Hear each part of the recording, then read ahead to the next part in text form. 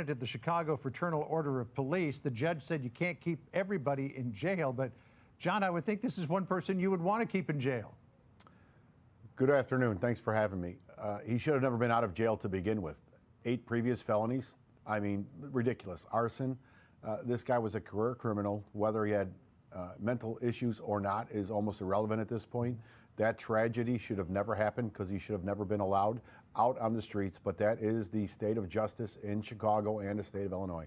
So this is the really puzzling part and outrageous part of this whole case is that he had been arrested and was going on trial for aggravated battery for knocking out a worker, a social worker, at a mental hospital that he was in. The judge deemed that he was too dangerous to be in that hospital. So what's the solution? You let him out on the street. If you're too dangerous to be in a psychiatric hospital, I would think you're too dangerous to be out in the streets. Yeah, I guess, you know, it's everybody fend for themselves. But, you know, one of the ironic points about all of this is this city and this mayor and even the police department have kind of slid towards, you know, alternate responses to mental crisis people and getting away from law enforcement being the first people there. I mean, this highlights how stupid that policy really is. These people in crisis are very violent offenders, and civilians, untrained and unprepared, are going to sadly be the victims more and more frequently as we go deeper down this rabbit hole of alternate response to these crises.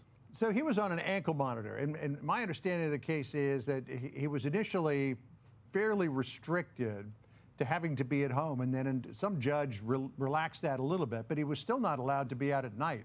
And this horrific incident that he has now been charged with in the Chicago Transit Authority train apparently happened at 9:45 at night. And my question is, if he's wearing an ankle monitor, he's not at home, and it's 9:45 at night, who was monitoring the ankle? Well, that kind of got transferred to the chief judge away from the Cook County Sheriff's Office, which was not doing a phenomenal job to begin with. But the judge decided he wanted to do it because they didn't want to monitor these people. They don't want to know when they're violating because they're not going to hold them accountable. And the chief judge, thank God, will be gone in about a week and a half, and there will be a new chief judge of the Cook County court system.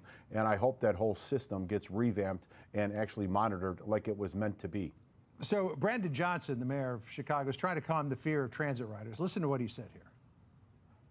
This is an isolated incident. I mean, I don't see this as some sort of trend. And again, you know, the level of accountability that has to happen in this. Please subscribe to our official channel, USA News,